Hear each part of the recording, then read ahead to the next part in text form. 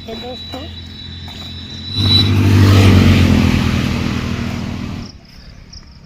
दोस्तों नमस्कार।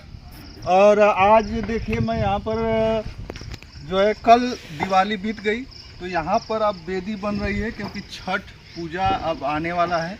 दिवाली के 6 दिन बाद छठ पूजा मनाया जाता है, जो जिसमें सूर्य की पूजा होती है। उगते सूर्य और डूबते सूर्य की पूजा होती है। तो उसी के लिए हम लोग यहाँ पर जो है वेदी बनाया जाता है।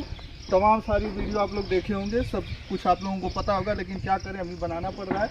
और देख सकते हैं हमारे पीछे जो है नहर है, ये नहर में बनाना पड़ रहा है, जबकि ये तालाब वगैरह होता है। लेकिन क्या करेंगे, हमारे गांव में तो वैसी कोई व्यवस्था नहीं है, जबकि ऐसी व्यवस्था हर गांव में होना चाहिए। लेकिन तालाब नहीं है, तालाब पे कोई व्यवस्था नहीं होती है कई गांव में। ऐसा आप लोग कमेंट जरूर कीजिएगा कि किसके किसके गांव में तालाब नहीं है और किसके किसके गांव में ऐसी व्यवस्था नहीं दी जाती है कि छठ पूजा अगर तालाब के किनारे करे तो वो ग्राम प्रधान के अधीन होना चाहिए। वो सफाई वगैरह से, क्योंकि सफाई कर्मी गांव में होते हैं तो उनको सब चीज़ें करनी चाहिए।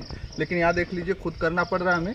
और ये देखिए नहर है, और नहर के आश्रय पे यहाँ पर छठ पूजा होती है। अगर आप देखेंगे यही नहर जो देवकली कैनाल है, वो कैनाल के जितनी भी किलोमीटर के एरिया में वो नहर फैली होगी, नहर के किनारे किनारे लोग छठ पूजा करने के लिए मजबूर होते हैं। और इसी नहर के पानी पे वो आश्रित होते हैं कि अगर नहर में पानी आएगा तब छठ पूजा होगी। हालांकि छठ पूजा के दिन नहर भी आ जाती है समय से। तो चलिए अभी तो मैं वेदी बना रहा हूँ, सारा कुछ दिखाऊंगा।